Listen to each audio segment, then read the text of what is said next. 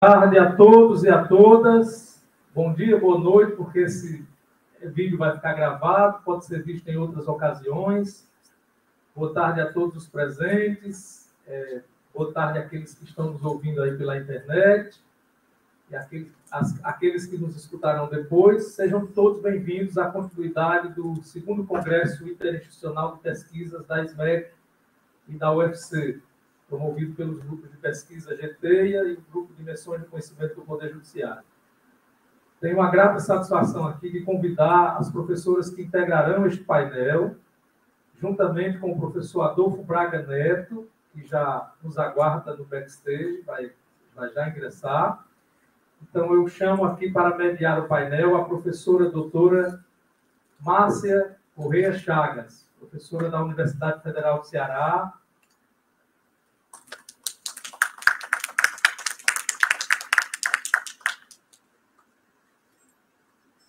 Convido a professora doutora Deise Braga, da Universidade de Fortaleza, também para compor o painel.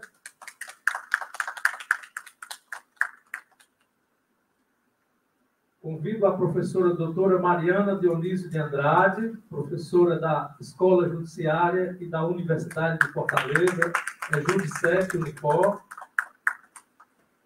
Sejam todas bem-vindas. Convido a ingressar na sala o professor Adolfo Braga Neto. Professor Adolfo, seja muito bem-vindo à Escola da Magistratura. Vou passar a palavra à professora Márcia, que vai conduzir o painel. Boa sessão a todos. Boa tarde a todos. É um imenso prazer estar participando desse 2º Congresso de Pesquisa. E, sem mais delongas, eu quero dizer que eu estou muito feliz pelo convite do Flávio, e por estar aqui acompanhado de 2 queridas amigas e professoras, além do professor Adolfo Braga Neto. Então, esse painel se chama Métodos de Tratamento Adequado de Conflitos no Estado Democrático de Direito.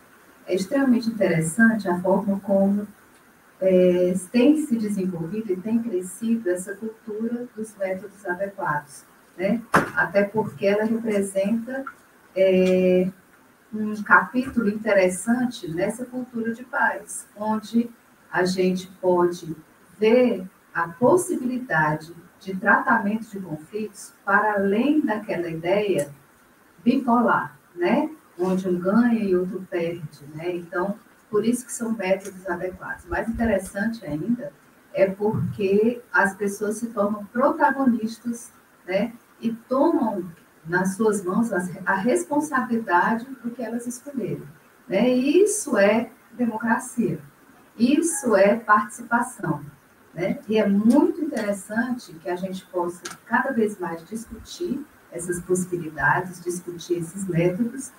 E por isso eu parabenizo a iniciativa, dessa discussão e desse painel. Bom, então, inicialmente, eu vou pedir, pela ordem aqui, o doutor Adolfo Braga Neto, da PUC do Rio Grande do Sul, que esteja à vontade para iniciar falando sobre mediação de conflitos. Esse painel, como o Flávio disse, é formado pelo professor doutor Adolfo Braga Neto, a professora doutora Deise Braga Martins, da Unifor, e a professora Mariana Dionísio, da UFC e Judicep. Então, doutor Adolfo, fique à vontade, é um prazer receber. Boa tarde a todas e todos. Espero que estejam me ouvindo bem e me vendo bem. Eu tenho a honra de estar transmitindo, estou aqui em São Paulo, sou de São Paulo, e para mim considero que foi um privilégio ter sido convidado a estar num painel com pessoas que já conheço há muito tempo, como a Deise, a professora Deise, e as professoras que eu não conheço agora, mas estou conhecendo, a professora Mariana e a professora Márcia. Muito obrigado.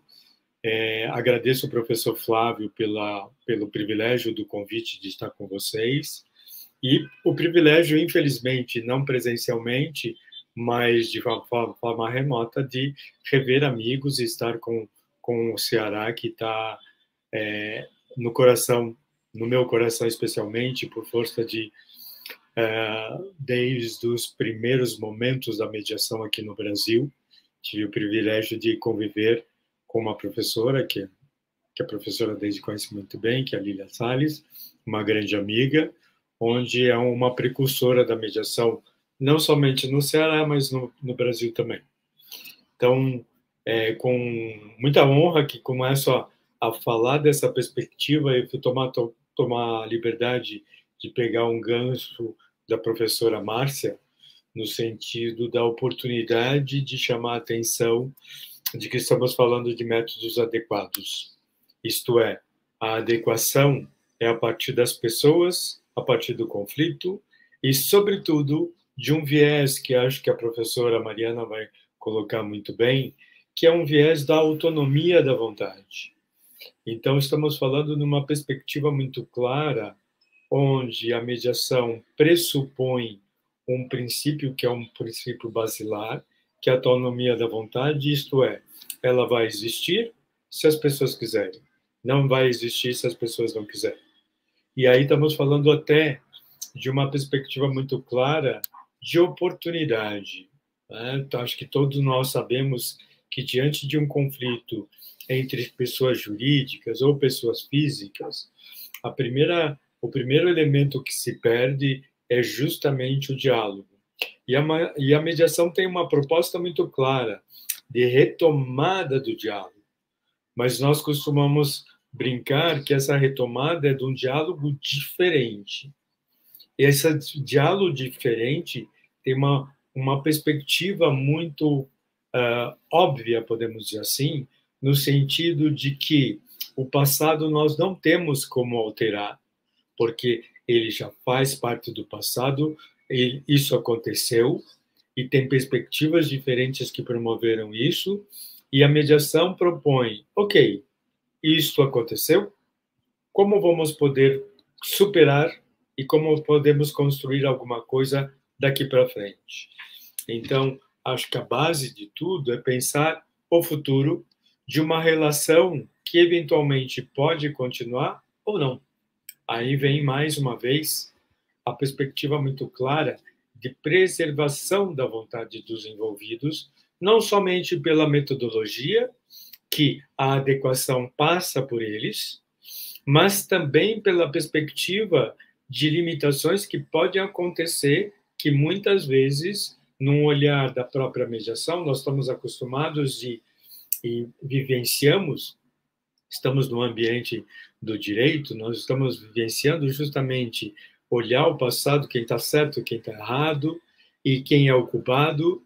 Nessa perspectiva, existem pessoas, sejam pessoas físicas ou pessoas jurídicas, que por força do momento que vivenciaram a própria relação, seja uma relação comercial, seja uma relação de amizade, seja uma relação familiar, o que seja, promovem uma perspectiva muito clara, naturalmente, da existência do conflito e a possibilidade de pensar numa perspectiva de eles mesmo têm autonomia plena, não somente para optar pela metodologia, mas também para ver se querem efetivamente construir algum resultado. E aí vem um componente muito claro, que é o que nós vivenciamos hoje, né? Acho que, ao se falar nessa perspectiva, foi-se o tempo de se pensar o acesso à justiça como acesso ao Poder Judiciário.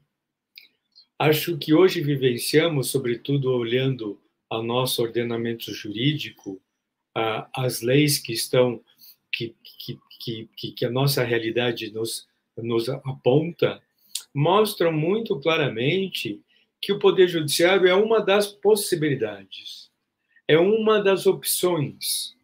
E aí estamos diante da possibilidade de optarem por um caminho os parâmetros são a própria elementos em função do vivenciar do conflito e a perspectiva de futuro. Então, acho que hoje, ao ao utilizar as palavras do acesso à justiça, e hoje se fala muito mais na perspectiva da busca do acesso à ordem jurídica justa, essa ordem jurídica justa seria a partir da perspectiva da utilização de um método que fosse privilegiar a adequação em função do conflito e em função da própria realidade das pessoas, e a partir da perspectiva limitadora ou não. E aí a importância de nós estarmos falando aqui, acho que não quero adentrar na exposição da Daisy, mas a importância dos operadores do direito terem essa clareza, que estamos num vivenciar no século XX, no século XXI, desculpe, onde a perspectiva é muito clara. Nós temos várias possibilidades de proporcionar justiça através de metodologias que eu escolho, ou que meu cliente escolhe, ou que os profissionais possam escolher a partir de parâmetros que eles consideram, porque são eles os grandes protagonistas. Vou, mais uma vez, parafrasear a professora Márcia, ao dizer que ao centro são os participantes, né? Tanto é que, em mediação, não falamos partes, falamos participantes, mediandos ou mediados, numa perspectiva muito clara de ver se eles querem construir um futuro juntos ou não, né? Esse é um outro viés que é super importante a gente chamar a atenção. Podemos optar pela mediação, mas podemos também optar por não ter a possibilidade de resultados.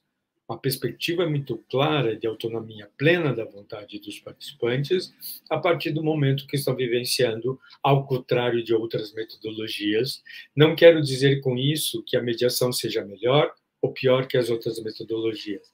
É uma metodologia própria, onde envolve a perspectiva do diálogo, e, como eu falei, a perspectiva de um diálogo diferente. E hoje nós começamos a vivenciar a postura de uma perspectiva do diálogo a partir da visão ética. E a própria opção pelo diálogo já mostra um direcionar mais ético em função da inclusão do outro, a da perspectiva de envolvimento dos envolvidos no próprio conflito. E aí, acho que já é momento da gente situar a mediação, e acho que, historicamente, é importante chamar a atenção de todos, acho que muitos de vocês já devem conhecer, a mediação não nasceu com uma lei brasileira. A mediação ela é uma atividade antiga que recebeu uma trajetória, vamos dizer assim, uma vestimenta muito mais teórica a partir da década de 70 no século passado, nos Estados Unidos, e essa perspectiva dessa teorização promoveu um movimento mundial, né? E esse movimento mundial deu os primeiros passos aqui no Brasil na década de 90, mais ou menos 20 anos depois, onde pessoas como eu, como a Lília, que mencionei, começamos a tomar conhecimento das experiências lá fora, de outros países, e achamos por bem criar a perspectiva de possibilidade de implementar aqui no Brasil. Por que eu estou marcando isso? Porque a existência da mediação aqui no Brasil, muito embora muitas pessoas, ao se darem conta ou conhecerem, pensam que ela nasceu a partir da lei em 2015, outras mais conhecidas a partir do movimento no âmbito judicial, com a Resolução 125, que talvez vocês tenham ouvido falar, que foi, no nosso modo de entender, um grande avanço em termos de proporcionar o diálogo para pessoas envolvidas em conflito, porque criou dentro do Poder Judiciário uma política pública para um instituto que não tinha legislação. Isso é uma característica muito importante que acho super relevante chamar a atenção, sobretudo para nós, operadores do direito, porque a mediação tem um cunho basilar que é, como é o princípio da autonomia da vontade, a perspectiva contratual. A mediação é eminentemente contratual. Isto é, ela vai existir se pessoas efetivamente, como eu falei anteriormente, quiserem que ela exista, quiserem construir uma solução e delas possibilitarem a perspectiva de futuro, porque e aí vem um outro viés, né? É muito comum as pessoas, ao ouvirem dizer pela primeira vez sobre mediação, falam: mediação é uma tentativa do acordo. Nós tentamos sempre corrigir que não é simplesmente isso.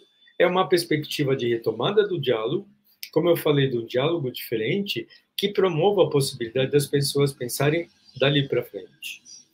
Então, tem uma perspectiva muito clara de construção de soluções, e essas soluções, naturalmente, quando são atingidas, são cumpridas. E aí vem um viés muito interessante que retoma o que eu falei anteriormente, da existência aqui no Brasil sem previsão legal. Como eu falei, os primeiros passos aqui no Brasil retomam a década de 90, e da década de 90, experiências começaram a serem desenvolvidas, e paralelamente a isso, as próprias instituições, hoje muito conhecidas, talvez a professora Mariana venha a comentar, sobretudo no componente conhecidas como grandes instituições que desenvolvem, há muito tempo desenvolvem a arbitragem, começaram a adotar também o serviço de mediação no âmbito das empresas, no âmbito empresarial. Isso tudo me faz crer que a perspectiva legislativa foi uma evolução de uma prática que já existia.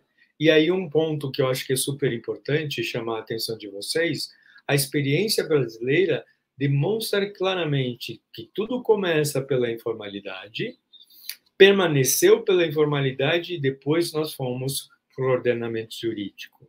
Então, a evolução da mediação no Brasil promoveu a perspectiva de maior segurança com a adequação que depois veio com a própria legislação. E aí acho que todos sabem, talvez saibam, se não sabem, a lei, a mediação tem uma lei especificamente que é considerado o marco legal da mediação, que não existia anteriormente, onde ela trata, basicamente, ela tem 2 capítulos, um capítulo muito interessante que trata da perspectiva da mediação no âmbito judicial e extrajudicial, e um parâmetro muito simplista de leitura da minha parte, quando se trata da mediação judicial, ela adotou os parâmetros que já existiam com a Resolução 125, que veio em 2010, quer dizer, já tinha uma experiência de 5 anos que já vinha sendo construído aqui no Brasil. E no contexto da iniciativa privada, que é o que a gente chama de mediação extrajudicial, ela adotou uma política muito clara no sentido de que não haver nenhuma regulamentação. Isto é, livre. Tanto é, vou dar um exemplo para vocês. Quando falamos de um mediador que vai prestar um serviço no ambiente judicial, ele vai ter que se atender aos parâmetros da Resolução 125, que está previsto na legislação, que é desenvolver um curso, participar de um curso de capacitação e evoluir na prática ao longo, a capacitação é de 40 horas e mais 60 horas de prática supervisionada. No ambiente extrajudicial, isso é livre, não existe uma previsão. O que nós chamamos a atenção é que no âmbito privado, essas exigências são um detalhe, porque naturalmente o mediador nessa área, ele tem mais tempo, tanto é de capacitação, mas também de estudo e de formação teórica e prática permanentemente. Não quero dizer com isso que um seja melhor que o outro, são parâmetros muito claros que a nossa legislação trouxe, e um viés que chama a atenção é que, ao se falar da mediação, sobretudo, seja no contexto extrajudicial, seja no contexto judicial, a nossa legislação preservou um parâmetro muito claro de ela não ter limites. E isso é muito interessante, isso destoa e diferencia da outra metodologia, que é a da arbitragem. Nós sabemos que, no âmbito da mediação, eu posso todo e qualquer conflito, quando se trata de direitos disponíveis, eu posso levar à mediação. Porém, quando se tratarem de direitos indisponíveis, os órgãos de controle ou, eventualmente, de fiscalização têm que estar a par ou conhecer, né? E isso é muito interessante. Por que eu digo isso? Porque aqui no Brasil nós vivenciamos uma amplitude cada vez maior da prática em áreas que até não existiam e estão desenvolvendo especializações dentro de grandes áreas. Então, nós vivenciamos hoje experiências no Brasil que são inusitadas, que muitas vezes não estão previstas na legislação e muitas vezes são utilizadas. Vou dar 2 exemplos que, para mim, são muito paradigmáticos e acho que é super importante chamar a atenção de vocês. Hoje, nós vivenciamos, no contexto empresarial, a utilização de uma qualificação que não estava prevista na nossa legislação, da mediação no âmbito da insolvência, justamente promovida por onde? Por uma lei específica da área de insolvência, da área de falências. Então, cada vez mais nós vemos essa ampliação, assim como uma perspectiva muito clara da existência também no contexto de família, onde foi-se o tempo somente de se pensar a mediação no divórcio. Nós estamos falando de mediação no âmbito familiar como um todo, questões entre irmãos, questões em empresas familiares, questões que envolvem, muitas vezes, a perspectiva do grau de parentesco entre eles por força do conflito instalado. Então, o que a gente vivencia, essas várias áreas, elas irem para áreas específicas e de formulação, e que cada vez mais nós vemos amplitude e a perspectiva de se promover soluções muito mais adequadas, podemos dizer assim, não sei se a palavra é correta, mas com a perspectiva clara de proporcionar soluções efetivamente onde há um cumprimento espontâneo. E aí um outro viés, acho que já para indo para o meu encerramento, que eu queria chamar a atenção, retomando a legislação, é importante chamar a atenção que a lei de mediação, o nosso marco legal de mediação, ela não se limitou à mediação. Como eu falei anteriormente, ela é dividida em 2 capítulos, um que trata da mediação propriamente dita e a outra que trata dos métodos autocompositivos, que promove a perspectiva da autocomposições em áreas específicas, e aí vem um viés que é uma das áreas que também está se observando um crescimento muito grande, é a possibilidade de utilizar a mediação num contexto da administração pública, onde o viés é muito forte no sentido de retomada do diálogo para quem esteja envolvido em conflito, numa perspectiva muito grande, na amplitude que a administração pública possui. E aí estamos falando tanto no âmbito federal, quanto estadual, quanto municipal, e sob um aspecto que me chama muito a atenção, na perspectiva que envolve não somente o poder executivo, a perspectiva de outros poderes também. Então, vivenciamos com a mediação um crescimento e uma evolução que cada vez demonstra que é um instrumento que veio para ficar, né? Muito embora, se nós formos ver em termos de idade para o direito, é um tempo restrito, mas a perspectiva é de um futuro cada vez maior, numa perspectiva muito clara de pensar em possibilidades futuras. E aí um parâmetro que acho que é super importante para encerrar, como eu falei, a mediação não trabalha a perspectiva de quem é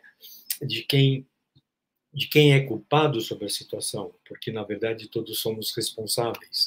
Então, há uma opção pela metodologia, uma opção pela possibilidade de construção das soluções, e hoje nós trabalhamos, inclusive, com um convite de co-construir um processo conosco, seja em conflitos que envolvem a perspectiva entre pares, seja conflitos que envolvem a perspectiva coletiva também.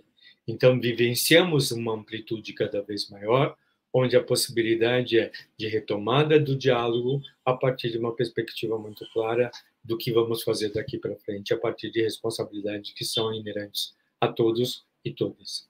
Gente, eu acho que é isso. Espero não ter passado o tempo. Agradeço muito a escuta atenta de vocês. Estou às ordens para qualquer pergunta ou qualquer, eventualmente, dúvida.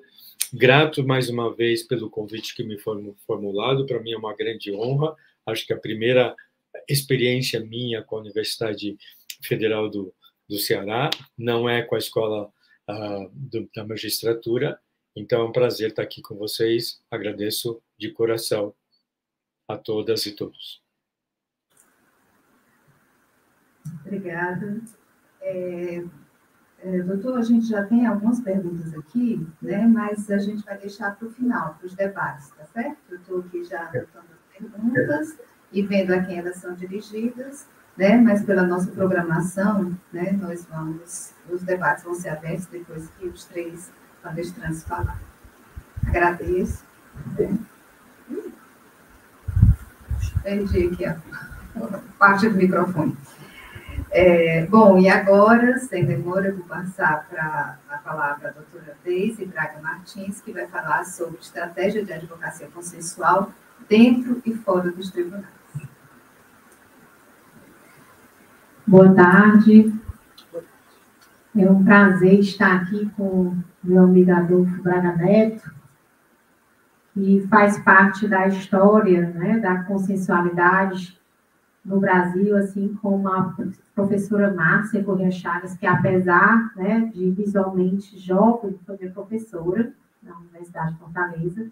Ela tinha 18 anos, tinha acabado tinha a maioridade, e ingressou, né, nos quadros da universidade. Minha colega, minha amiga Mariana de Anísio, prazer estar aqui, na casa de vocês, no Poder Judiciário, em parceria com a Universidade Federal do Ceará, universidade que faz história, que formou e forma tantos juristas, né, que fazem parte dessa história do direito no Ceará, no Brasil e no mundo, né, porque a gente é visto. O povo do Ceará, né, é um povo que ganha o mundo, né, assim como a nossa amiga professora Lília Maia, né, eu chamo ela de danada, quando eu crescer eu quero ser igual a ela. Vamos lá. Então, nossa amiga, né, e a qual a gente esteve ao lado nessa caminhada, né? E quero só registrar que no ano de 2002, Adolfo, não sei se você lembra, você fez parte da obra conosco sobre mediação de conflitos, né? Você falando que a mediação iniciou antes da legislação, o marco da legislação da autocomposição, mediação e conciliação, né, que é a Lei 3.140 e o Código de Processo Civil, é de 2015. Nossa, que amor!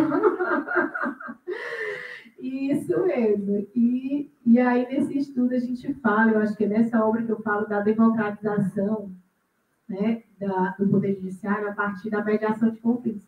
Que amor, Adolfo! É isso mesmo.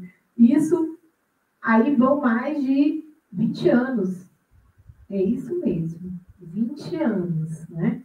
Então, a prova viva, né, de estarmos nessa caminhada há tanto tempo. E quanto tempo se passou e quanta luta, né, Adolfo? Quanta luta para consolidar a consensualidade no nosso, não só no ordenamento jurídico brasileiro, na dogmática jurídica, mas também na cultura, né? A cultura da consensualidade, a cultura de paz, a cultura de gestão de conflitos, né? Quando o Adolfo já falou um pouco do que eu ia falar, que era o âmbito, né, de atuação, que é para os criminalistas ou os tributaristas, né? Às vezes não entendem em que momento a consensualidade é esse grande universo, né, que pode fazer eficiente, eficaz o acesso à justiça no seu sentido mais amplo, né? No seu sentido axiológico mesmo de acesso à justiça. Mas eu digo que hoje, né? E aí, quando você falou do empresarial, olhei para a massa, eu liguei a expertise dele, né? É a arbitragem, ele está em casa, falando do empresarial. É a arbitragem, é a mediação empresarial, é a área do nosso amigo Adolfo Braga Neto. Já a minha é de família, sucessões e consumidor. Mas é um mundo, né? Família do direito sucessório, nas empresas familiares, família em relação a filhos, consumidor, né? Há quem fale que consumidor, há quem fale e faça, né? Porque no nosso Poder Judiciário, no Tribunal de Justiça do Estado do Ceará, chegou a ação de consumidor, vai para o grupo dos conciliadores, né? E chegou família, sucessões, vai para os mediadores. E tem uma diferença, né? Inclusive de tempo. Os conciliadores, eles têm uma pauta de hora em hora. Adolfo, olha que coisa mais linda. No Tribunal de Justiça do Estado do Ceará, nas mediações e conciliações judiciais, no nosso Sejusc Fórum, né, nós temos a pauta para mediação de conflitos de 2 em 2 horas.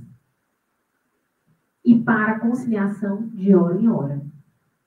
Então, você imagina, porque hoje no nosso Código de Processo Civil, no artigo 334, ele fala, se eu não me engano, de 40 minutos, 45, 45, alguma coisa desse sentido. E eu pensando, né, meu Deus, o tribunal que seguir essa norma, mal vai dar para fazer a abertura. Exatamente. É isso, Marcinha. Como é que a gente vai abrir, né? Abriu, fechou. É isso. 20 dias. Tarará. Ela fala em algum momento aqui no 334 de minutos. Certo? E são poucos. Mas eu quero dizer que no nosso Poder Judiciário são 2 horas na mediação. Então, fantástico, né? E aí, a gente, voltando à questão do conteúdo, né? Família, consumidor, e aí o consumidor, conciliação. E eu entendo diferente, que conciliar, que no consumidor, né? Se eu utilizar as máximas da administração de empresa, e aí o Adolfo, né, como bom profissional da área de direito empresarial, sabe, né, a importância da fidelização do cliente, e como a solução consensual de conflitos, saber o que o nosso cliente, o consumidor, deseja, e ter um bom relacionamento com o consumidor, faz com que os mantenha, né? E, obviamente, marketing para mais clientes. Então, acredito também que nas relações consumeristas, a mediação seja um instrumento efetivo de gestão de conflitos. E assim, como você falou no empresarial, eu já tinha botado aqui a administração pública, você tocou, né, que é o último capítulo da 13.140, que hoje nós temos também no âmbito municipal, estadual e federal da União, né? Na administração pública, nós temos já bem instalado e definido as câmaras de mediação extrajudicial, né? No qual temos colegas como a Paris Sampaio, né, que coordenam das câmaras como advogada da União. Então, a gente conversa muito na curiosidade de saber como anda, como é que está lá na Advocacia da União, como é que está na Procuradoria do Estado, enfim, na PGM, na Procuradoria do Município. Então, eles estão bem atentos, né, a essa gestão extrajudicial, né, consensual, tanto com a população, a gestão de conflitos com a população, que são câmaras distintas, como os conflitos internos, né, da gestão com os seus servidores. Então, bem interessante, né, a atuação no âmbito da administração pública. Que aí, como você falou, Adolfo, veio gerar essa segurança jurídica, no sentido de dizer, sim, é possível, né, mesmo diante do princípio da legalidade da publicidade, só fazer aquela adequação que também tem na lei de arbitragem, né? Que foi uma inovação da emenda, a 9.307, né? Que já acontecia também, mas explicitamente quando normatizado, e somos uma sociedade extremamente positivista, né? Quando é normatizado, gera uma segurança jurídica maior, uma difusão maior e uma aplicabilidade mais efetiva, considerando que consegue desenvolver políticas públicas, né? De efetivação de tais normas, de tais práticas. E aí, né, não poderia deixar de ampliar para além dos conflitos com a administração pública, que a administração pública é parte, os conflitos ambientais, né, e os conflitos internacionais que hoje, né, são pauta de muita discussão e preocupação internacional mundial. Né? Então, a mediação é esse mundo mesmo. Né? É um mundo que vai, como inicialmente se pensou, né, na mediação comunitária, na mediação familiar, hoje, e penal, né, nos crimes de menor potencial ofensivo, nos que envolve menor infrator, enfim, gente, é realmente um mundo que pode ser abraçado por esse meio adequado de gestão de conflitos. E, além, né, da mediação, temos outras modalidades, como conciliação, práticas colaborativas, direito sistêmico, as ODRs, enfim, tantas outras possibilidades, né, de gestão criativa dentro desse sistema de múltiplas portas. Eu acho que a gente está nesse caminho, né? E aqui, pensar e priorizar a consensualidade na casa do Poder Judiciário, né, que é a SMEC, é muito importante, né? Porque é o berço do acesso à justiça formal. Obviamente, como a gente sabe, né, inclusive se iniciou todo esse processo no ambiente extrajudicial, tendo como inspiração norte-americana, né, Adolfo?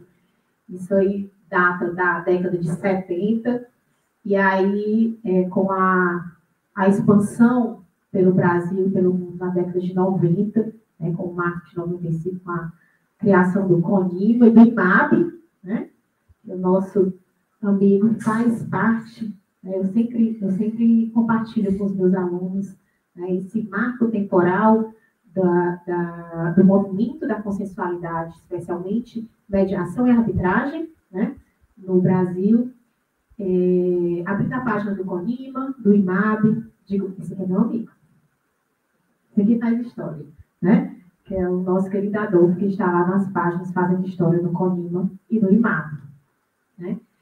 Então, pensar na consensualidade, né, é pensar em uma democratização do próprio Poder Judiciário, né? Porque o primeiro momento, quando se pensa em mediação, e para a gente, principalmente, Adolfo, e Márcio também faz parte dessa história, né? Márcio teve nesse movimento conosco na Unifor, com a criação da EPJ, mediação enquanto coordenadora do curso, né? A gente está falando aqui da Lília, está falando do Adolfo, está falando de mim, mas a Márcia, ela viveu toda essa história, né, Márcia? Inclusive, fazendo história no curso de Direito da Unifor. Apesar dela ser UFC hoje, né, mas durante muitos anos ela foi Unifor. E fez a diferença, e ainda é de coração. Tanto nos nossos corações, como ela está falando aqui no dela também, mas nos nossos, sem dúvida nenhuma, né? E, então, fez história também porque a Unifor, né, na época que a Márcia conduziu um curso de graduação com mais de 8 mil alunos, né, Márcia? Com mais de 200 professores, foi instalado o Núcleo de Mediação e Conciliação, né? Encampado, coordenado pela professora Márcia, outros coordenadores, a própria professora Lília, e eu como espectadora e serva, né? Estava ali participando daquele momento, né, com muito brilho no olhar, também como professora da casa. Enfim, a gente pensar, né, no Poder Judiciário, trazer a democratização, né, trazer a mediação, a consensualidade para o Poder Judiciário, à primeira vista naquela época, né, Márcia, e para os nossos colegas juízes, professores, parecia algo estranho, né? A gente tem até um finado professor faleceu, que era o juiz federal do trabalho. Ele dizia, mediação? Não, negócio de mediação não. Quem dá a decisão sou eu. Né? E batia na mesa e dizia, o que é isso aí, hein? Psicologia jurídica, que é isso aí, né? Aí eu pegava meu livro, né? Poucos livros, tinham pouquíssimos há 20 anos, mais de 20 anos, né? E aí eu dizia, mediação de conflitos. Mediação o quê? Né? E aí essa resistência inicial. Depois a gente veio para o Poder Judiciário, ainda, acho que antes da Resolução 125, sim, antes de 2015, sem dúvida, que tinha só a Semana da Conciliação. E aí a gente dava palestras para os juízes e os promotores, e eles perguntavam, qual a diferença de mediação e conciliação de louco? Parece meus alunos do primeiro semestre. Essas coisas básicas, gente. Por quê? Porque ainda não tinha livro, né, Adolfo? Não tinha lei, não tinha livro, não tinha nada, só uma curiosidade do que aquele povo lá dos Estados Unidos estava fazendo, nesse sistema multi-doors, né? Que era isso. Bem, e aí, principalmente, a turma de São Paulo, viu? A dupla é contigo, mas é para ti. Discordava de trazer para o Poder Judiciário a mediação, porque a essência da mediação é a autonomia da vontade das partes, né, Mariana? Mariana vai falar sobre isso, a Adolfo já tocou no assunto. Né? E por que judicializar esse mecanismo? Bem, eu, como advogada, né, processualista, da área de família, acreditava muito na importância da inserção, né, da mediação no âmbito do Poder Judiciário, na normatização, né, porque a gente, né, Márcia, também fez história, formando um currículo, incluindo, olha que quebra de paradigma, olha que vanguarda, incluindo a disciplina há 20 anos, uma disciplina obrigatória do curso de Direito, que eu me orgulho de ter sido convidada a fazer parte da grade do corpo docente e ensinar a disciplina há mais de 20 anos no curso de Direito da Unifor como disciplina obrigatória. Então, essa resolução que veio agora do MEC, né, obrigando os cursos a inserir, nós já fazíamos há mais de 20 anos e sem lei nenhuma, sem normatização, só com o projeto de lei da Azulay Cobra, né? Aí, quando chegava na 9.307, graças a Deus, falar de uma lei, nossa senhora, que esses alunos estão pensando que aqui é psicologia jurídica, e perguntando o que é que isso, eu quero concurso, né?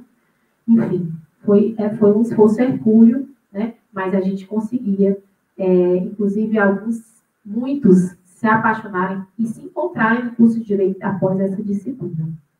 E até hoje isso acontece. Hoje a disciplina é uma disciplina de 4 créditos, 72 horas, do primeiro semestre. Então, o aluno já começa no curso de Direito da Unifor, inserido nesse contexto de consensualidade, de múltiplas formas de gestão estratégica de conflitos para a formação do profissional do século XXI.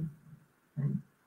E aí, mais uma vez, voltando para o Poder Judiciário, que é onde nós estamos na Escola de Magistratura do Estado do Ceará, a consensualidade, ela, nesse aspecto, né, do Poder Judiciário, ela tem os partícipes, né? O próprio juiz, né, o magistrado, o advogado, o mediador e as partes. Bem, em que contexto a gente pode pensar, né, na construção dessa cultura, né, que fomenta a democratização do Poder Judiciário, artigo desse livro, né, do ano de 2000, em que contexto ele vai fomentar, inclusive, essa democratização. Eu estava de manhã e ontem à noite no Congresso Cearense de Direito Eleitoral, né, e são os meus alunos que me procuram, tem nossos estudos, né, de mestrado, doutorado, direito constitucional, nosso querido professor Marco Monte Alverne, que nos inspirou, né, na teoria da democracia. Então, a gente termina, é um assunto muito caro, né, porque mediação nada mais é do que um instrumento de democracia e cidadania. Né? Esse viés pedagógico que a autocomposição, gosto muito de falar de autocomposição, como eu falei, nesse contexto de várias possibilidades, de várias modalidades de solução de conflitos que vão além da mediação, porque mediação é um marco, né? Mediação, para mim, é como se eu estivesse falando de negociação, é o gênero, é macro, é tudo. Mas só deixando claro que é mediação e são outras, né, modalidades aqui tratadas consensuais de gestão de conflitos. E aí, nesse sentido, esse viés democrático, a gente pensa muito em democratização a partir do voto, né? Cidadania a partir do voto, que era o que a gente estava falando ontem e hoje no Conselho. Inclusive, o artigo que eu apresentei hoje no Conselho foi falando da lei de cotas, né, partidárias, os 30% de mulheres, a questão de gênero, tão difícil de ser implementada, né, e aí a gente fala das dificuldades, e eu fui mais um aprendiz do que uma oradora ou apresentadora de trabalho, tá? Assim, maravilhada com tanta explanação, ontem ministros do TSE, fizeram explanação, o nosso assessor jurídico da Assembleia Legislativa, o Rodrigo Martiniano, enfim, estava aprendendo quando a gente sai um pouco da nossa área, né? É tão bom que a gente vê, tudo é novidade, tudo é conhecimento, tudo é lindo, né? E é muito bom oxigenar e falar de uma coisa que é nossa, né? A gente tem que realmente se apropriar, né, do nosso papel quanto eleitor para efetivamente melhorar a nossa convivência em sociedade, melhorar o nosso estado, nosso município, nosso país, nosso mundo, né? E aí, nesse contexto de democratização, que não está só atrelado às eleições e ao voto, né, está atrelado também ao Poder Judiciário, entendo que essa inserção da autocomposição no Poder Judiciário, ele traz, né, essa essência democrática, né, no âmbito do Poder Judiciário.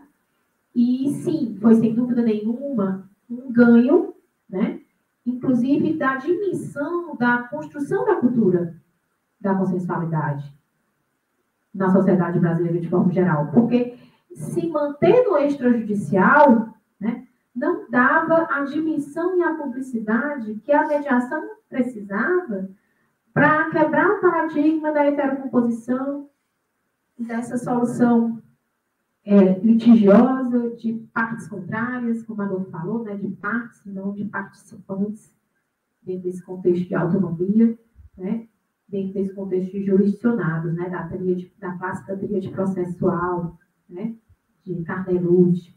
Então, realmente veio quebrar paradigmas e fomentar essa construção de uma cultura que eu acho que deu um salto enorme, né, com a judicialização da mediação, tentando manter a essência da autonomia das partes. E aí eu falo de algumas questões dentro dessa judicialização, porque, aproveitando aqui o mote, como eu disse, estamos na casa, né, da justiça cearense, né, na escola da magistratura, é interessante trazer algumas questões em relação a essa construção de cultura no âmbito do processo judicial. Então, primeiro, o papel do juiz, né?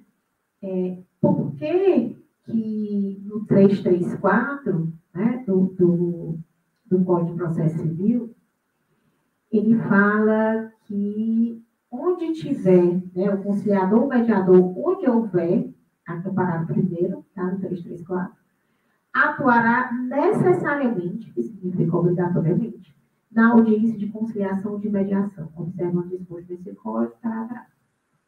Bem, antes eu digo, há pouco tempo atrás, né? 15, 16, 17, foi ontem, né? Se eu estava na festa do colégio de formatura do terceiro há 30 anos, eu acho que foi ontem, então 2015 foi há poucas horas, né? Pois bem. Então, gente, até pouco tempo, o juiz fazia audiência. E aí eu vou lhe dizer, sim, sem todas as técnicas, né? Era só mais uma intermediação, né? Uma tentativa de acordo, uma conversa, uma facilitação de diálogo do que provavelmente todas aquelas técnicas que a gente, né, estuda no âmbito da mediação de conflitos hoje. Mas por que faz sentido, né, o 334, parágrafo 1º, que prioriza a realização da mediação e da conciliação pelo mediador e não pelo juiz? Aí eu vou falar, né, da minha experiência como advogada. Quando a audiência é com o mediador e conciliador, a gente fica completamente, eu e as partes, eu e o meu cliente, completamente à vontade de tratar e de propor qualquer coisa, de falar qualquer assunto, inclusive aqueles assuntos de pano de fundo que muitas vezes são os conflitos reais, que são fundamentais para a solução efetiva daquele problema. E aí, quando é o juiz, e detalhe, quando a gente é chamado, o advogado está se perguntando, como assim, se tem sejusque, não é feito audiência pelo mediador judicial, o juiz faz? Pois é, Adolfo, aqui tem essas peculiaridades, certo? Eu não sei se aí em São Paulo acontece da mesma forma. Pois você pode até nos esclarecer, que é bom que a gente amplie os nossos horizontes. Aqui é o seguinte, o juiz faz a pauta dele, tem uns processos, ele manda os que ele quer para o sejusque e os que ele quer ficar, ele fica. E aí, como é que é feita essa escolha? Depende de cada juiz. O juiz que tem uma expertise maior para a mediação, ele deixa os mais complexos para ele fazer. E manda o resto para o sejusque. E o contrário, quando ele tem menos expertise, ele manda os mais complexos para o sejusque e fica com o João Paulo. Então, ele faz audiência também. Ele reserva, ponto. E sempre tem um mediador em cada vara. Um mediador certificado. E aí é esse mediador que conduz junto com o juiz. Sempre qual é o problema? Quando eu entro na audiência, eu já esclareço já estrategicamente com o meu cliente. Digo, olha, se for um sejus, se for um mediador, a gente pode falar o que quiser. Agora, se for o juiz, não faça proposta, deixa a outra parte fazer primeiro. Por quê? Porque a gente vai, né, por exemplo, pensar alimentício. Então, se o juiz viu que a gente propôs na nossa contestação, por exemplo, a nossa oferta de alimentos 10%, eu estou ofertando 20%, mas a escola, aí o juiz, então isso é o mínimo que eu posso considerar de escritório, então esse é o mínimo que eu vou decretar. Está entendendo? Então, deixa de ter o princípio, inclusive, da confidencialidade, que às vezes a gente acha que confidencialidade, inclusive, num estudo muito interessante, feito por um desembargador federal, Rêmulo Metidiero, conseguiu o livro dele a muito custo. Ele fez uma pesquisa com mais de 60 países pelo mundo, tá? Todos os continentes, e o princípio que era comum a todos na mediação era a confidencialidade. A gente acha que confidencialidade não é importante, mas estrategicamente, né? Em vários âmbitos, inclusive no empresarial, né, Adolfo? Que as empresas têm, né, tem como importante, né, a manter o sigilo das suas, inclusive dos seus passivos, dos seus conflitos, etc., por vários motivos. Era o princípio que era comum a todos, né? E hoje, no âmbito do Poder Judiciário, né, as mediações elas são muito importantes, né, sobretudo para que as partes se sintam à vontade para negociar de forma irrestrita, né? Então, eis aí a questão da estratégia, né, inclusive da participação do juiz como mediador, agora por óbvio que a qualquer momento o juiz pode propor o acordo, isso é muito importante, né? Não é importante, não estou dizendo que o juiz não deva fazer, é importante que seja operação tentável, que todos possam, né, corroborar para a gestão consensual de conflitos, inclusive juízes. Mas como ponto de partida, como fase do processo, é importante que a gente tenha, sim, esse momento, né, que hoje é fomentado no nosso TJCE, com 2 horas de mediação. Isso é encantador, gente. Isso é referência para o Brasil inteiro, até porque no CPC fala de minutos, né? Mas essa questão de o juiz, né, tomar partido e fazer essa primeira mediação, né, não entendo como interessante. Acho que deveria ser cumprido aquilo que está do artigo 334 e se manter no ser justo para que as partes tenham essa, né, liberdade. O mediador, né, falar quem é o mediador.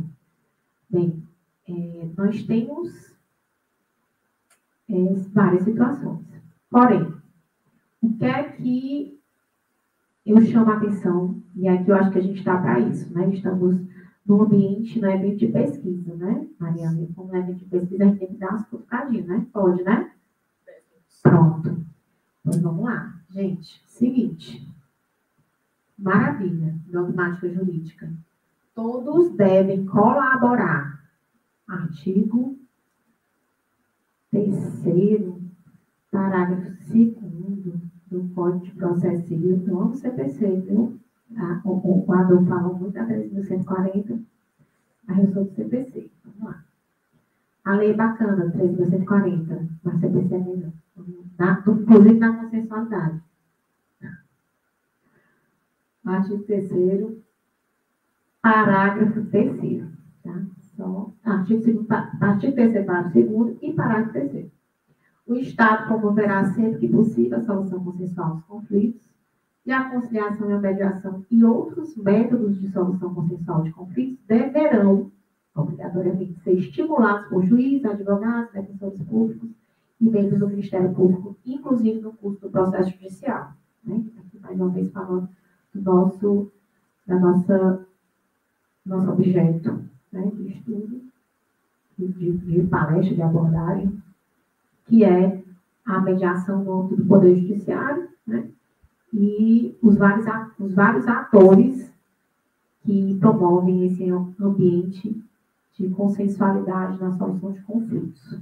Bem, então, eu posso inferir, né, dos parágrafos 2º, 3º do artigo 3º das normas fundamentais do processo civil, a prioridade à solução consensual de conflitos. Isso, para mim, não é, né, não há nenhuma dúvida. Agora, bem, deram prioridade à solução consensual dentro do processo judicial. Isso mesmo? Isso mesmo. É isso mesmo. E quem é o mediador? O mediador é aquele concursado com salário de R$30 mil, né, estabilidade. Pois é. Fizeram isso aqui, ó. Botaram a mediação lá em cima e o mediador aqui embaixo. Sim, senhor. Eis a minha crítica. Aquela mediação que era feita pelo juiz há poucos anos atrás. E juiz, o concursado, aquele que tem um salário, inclusive, que deveria ser melhor. Ele tem uma função importantíssima. Mas o mediador também deveria ter. Não faço crítica a salário nem postura de juiz. Acho que ele deveria, inclusive, dobrar o salário dele. Que é um negócio difícil. Eu, como mediador, eu fico pensando no juiz. Meu Deus, que negócio difícil é julgar. Parabéns, juiz. É difícil. Bem, você sabe que eu amo fazer mediação, né? Mediar para mim é mais fácil. Eu não me vejo nessa condição. Mas deve, sim, gente, as condições de trabalho, olha, eu sou a maior defensora do Poder Judiciário. Porque eu tenho muitos amigos juízes, eu tenho muitos amigos promotores, eu tenho muitos amigos defensores, eu tenho muitos amigos advogados. E eu sei, não sei se é porque eu estou circundada de gente boa, que cada um dá o sangue. Tenho amigos desembargadores. Gente, esse povo não tem medo, não. É um pessoal que trabalha, mas trabalha muito. Muito. A questão é, a que custo, né, foi retirada a função do juiz de mediar e conciliar e foi atribuída a um mediador e conciliador judicial a partir de 2015, com uma remuneração, às vezes, inexistente. Porque no Brasil, nós temos vários mediadores que ainda atuam de forma voluntária, gente. Depois de quantos anos? Vamos fazer 10 anos de lei e temos mediadores e conciliadores voluntários. nas nossas extensões, mas a gente é paga, né? Por isso, tu não, né? Eu faço mediação do Sejusc, eu sou mediadora judicial e conciliadora judicial do Sejusc Unifor. Gratuito, mas se você quiser conversar aí, tá aqui, eu vou pegar os minutos do Adolfo, só avisando, né? Então, gente, lá na Unifor, a nossa hora é hora de professor. E hoje, nós temos ainda no TJCE, ainda é, mais uma vez, né, o povo será povo besta, né, povo abestado não, é besta, né? E nós temos uma portaria, né, que regulamentou a remuneração dos mediadores, portaria 3, 2017, 18, uma coisa assim. E temos hoje a remuneração e temos um quadro de mediadores e conciliadores com hora fixa remunerada. Isso, perante o Brasil, é muito. Mas, diante da importância da função de mediador, que hoje é prioridade na gestão de conflitos, inclusive no âmbito do Poder Judiciário, é pouco. É pouco, porque é uma função que há pouco era do juiz. E ela, de longe, se equipara à remuneração e à estabilidade, né? E à forma de contratação e de atuação. Você, para dar 2 expedientes um dia por semana, não ganha 500, 600 reais por mês. Gente, isso não existe. O que acontece? As pessoas estão lá para ganhar experiência, para passar uma chuva, fazem um curso, ocupam os lugares do curso para certificação de mediadores e conciliadores e vão embora. Passam a chuva e vão embora. Por quê? Porque a remuneração não é atrativa. Então, o que é que a gente deve pensar aqui? Que do âmbito do ponto de vista, né, no âmbito da dogmática jurídica, especialmente, né, a 13.140 e o próprio Código de Processo Civil, a 13.105, temos uma dogmática jurídica sensacional, né, em relação ao locus da mediação, da conciliação, da autocomposição, do ordenamento jurídico, no âmbito do processo judicial, que é hoje lugar de destaque, né? E não é à toa que nós estamos aqui num painel específico, né, na SMEC, no encontro de pesquisa da Universidade Federal do Ceará, tratando desse assunto. Mas nós ainda temos muito a caminhar. E hoje, como é que o advogado pode, né, se utilizar dessa ferramenta? Gente, é exatamente, além de atuar como mediador e conciliador judicial no Sejusc Unifor, que é um convênio com o Sejusc Fórum, Tribunal de Justiça do Estado do Ceará, né, há quem dê grandes experiências e leve para a sala de aula essas experiências, né, na disciplina de gestão consensual de conflitos, que é uma riqueza enorme. Como advogada, né, há um grande nicho de atuação hoje do advogado estrategista, do advogado com ênfase consensual, da advocacia humanizada. E aí, na condição, bem nesse contexto da advocacia, e eu falo, né, da minha experiência, não é só o advogado, você só pega casos, então, de família consensuais. Não é só o advogado solucionar conflitos via mediação e conciliação. É o advogado estar atento, né, à essência da mediação, da conciliação e da gestão estratégica e consensual de conflitos. Pensando na autonomia da vontade. Só avisar que o professor Adolfo vai precisar sair, professor, então eu já agradeço, né, a sua participação, tá? E foi um prazer conhecê-lo. Muito obrigado. Desculpa não continuar. Parabéns, Daisy. E imagino que a professora Mariana deve ser brilhante. Peço 1000 perdões, é por força de outro compromisso. Parabéns pelo evento. Obrigado.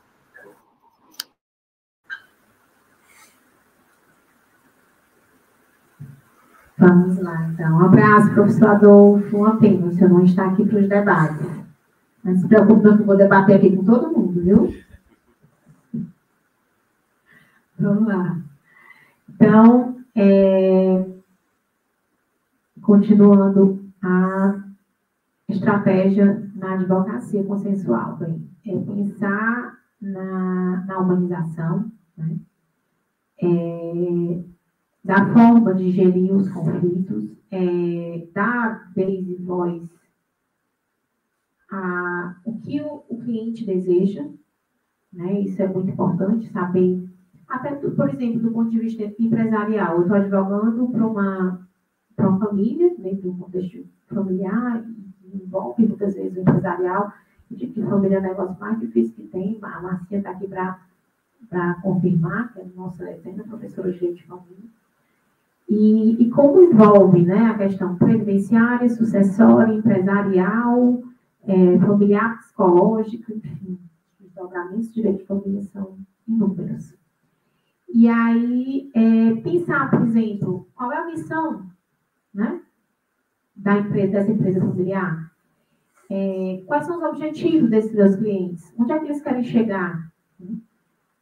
Quais são os propósitos? Então, pensar estrategicamente, o advogado pensar estrategicamente é pensar não numa solução pontual de conflitos do ponto de vista processual, dos elementos processuais que você tem a oferecer, mas pensar dentro de um sistema de múltiplas possibilidades, qual o caminho que para aquele meu cliente, naquele contexto, né, de peculiaridades daqueles fatos que ele está me trazendo, vai ser o melhor. Então, você fazer realmente um desenho, né, específico para os caminhos que podemos trilhar, inclusive, simultaneamente, né?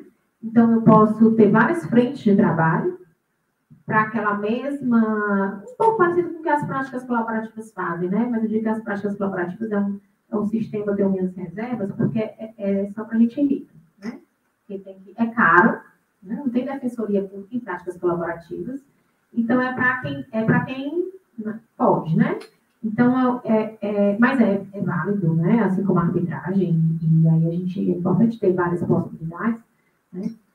Mas a gente tem que pensar, né, em que contexto aqueles nossos clientes se inserem para poder dar as possibilidades, né? Oferecer as possibilidades. Mas eu adoro as práticas colaborativas, principalmente no pacto de não litigância, que eu já me vi enredada no meio de uma negociação com uma ação judicial, né? Intimação, a gente está negociando aqui, chega a intimação, né? E a gente não estava negociando, né? Então, era só fazer uma pressãozinha de novo, é antiético, vamos lá. Então, a gente só cai no buraco uma vez, né?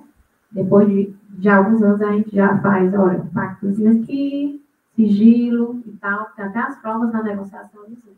Então, a gente tem que realmente pensar, né, como agir nessas negociações na advocacia consensual.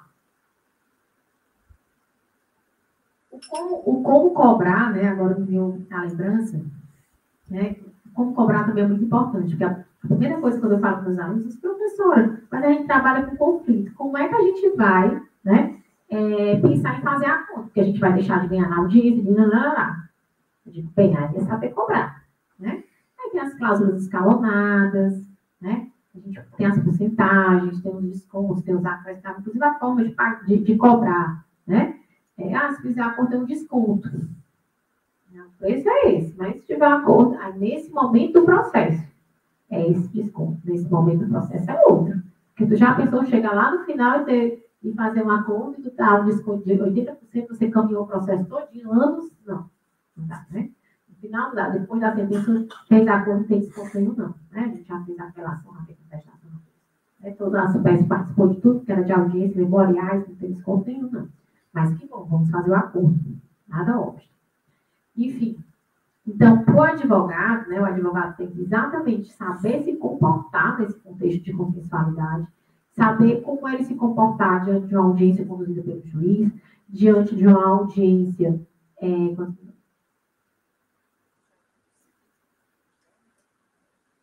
Ah, tá. Enfim, o advogado ele tem todo o contexto que ele precisa, né? E a OAB está para isso, né? As comissões, o advogado ele precisa pensar, né, estrategicamente também como levar isso para o seu cliente, como oferecer esse sistema de múltiplas portas para o seu cliente, mantendo, né, a sua remuneração, mas, sobretudo, mantendo a satisfação do cliente. Isso dá para coadunar, né? E quando acontece isso no Poder Judiciário, também é interessante a gente negociar com o outro advogado, né? Ter esse ambiente de comunicação. E isso, gente, dentro daquilo que é propício à mediação, por óbvio, né? E para as partes, por fim, né, aqueles que participam desse processo de construção consensual, né, inclusive participativa, como a Adolfo falou, como a Márcia falou, é uma experiência que é levada para a vida. Né? Quando eu falo, por exemplo, de CNV, comunicação não violenta, né, os alunos, professor, isso é vida, eu estou levando para a minha vida, eu estou aplicando lá em casa.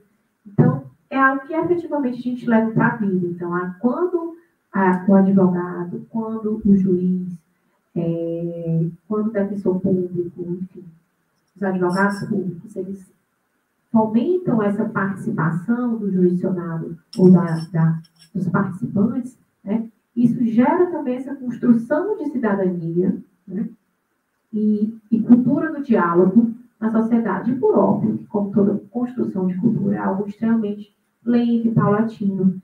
E a luta continua, né? É algo que a gente deve realmente estar aqui pensando, né? Pensando como o advogado deve se comportar, como é que ele pode inserir isso no seu contexto da advocacia privada, como é que a gente pode pensar num mediador melhor remunerado e melhor capacitado para que no âmbito do Poder Judiciário, né, a gente possa ter esse serviço de forma mais eficiente e efetiva, né, pensar nessa construção da cultura do consenso, né, e nesses vários viés, nesses vários âmbitos, para que, então, a gente realmente faça a diferença na efetivação do acesso à justiça.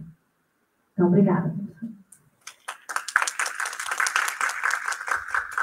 Eu estou nessa posição chata de cortar, né, de pedir a palavra, né, cortar a palavra, mas, enfim, né, faz parte.